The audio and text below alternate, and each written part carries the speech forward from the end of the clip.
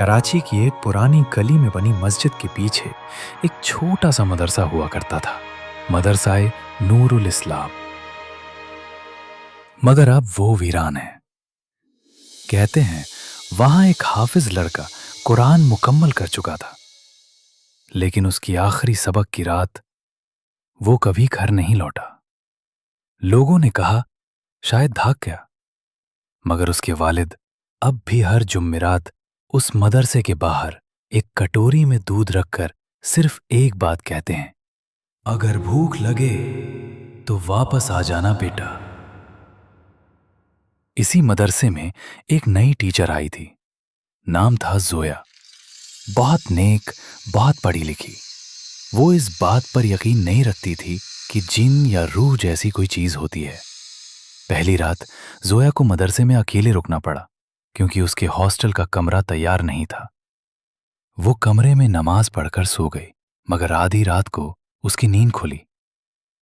कुरान की आवाज आ रही थी, बहुत साफ, बहुत खूबसूरत। वो उठकर बाहर आई। देखा मदरसे की छोटी लाइब्रेरी की रोशनी जल रही थी। अंदर झांका तो एक 14-15 साल का लड़का कुरान की तिलावत कर रहा था। सिर झुका हुआ, आवाज में अजीब सा सुकून था और सेरन भी। जोया ने दरवाजा खोला और कहा, तुम कौन हो? ये वक्त पढ़ाई का नहीं है। लड़के ने बिना रुके पढ़ना जारी रखा। जोया ने फिर कहा, मैं पूछ रही हूं नाम क्या है तुम्हारा? लड़का धीरे से बोला, नाम अब मायने नहीं रखता, लेकिन आप चाहें तो मुझे अयूब कह सकती हैं। जोया चौंकी। अयूब वही नाम था, उसी लड़के का जो सालों पहले लापता हो गया था। उसने फौरन कमरे की बत्ती जलाई, लेकिन अंदर कोई नहीं था। कुरान वहीं खुला पड़ा था, सूरा अल जिलजाल की आखिरी आयत पर। जोया ने समझा शायद नींद में वहम हो गया होगा। अगले दिन वो लाइब्रेरी गई।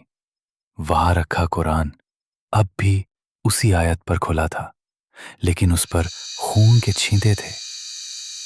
वो घबराकर पीछे हटने लगी, मगर तभी उसकी नजर दीवार पर लटके एक फोटो पर गई। हाफिज अयूब 2007, उसी का चेहरा, वही आंखें।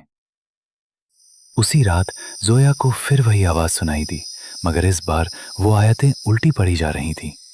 उसने जैसे ही बत्ती जलाई, सामने वही लड़का खड़ा था,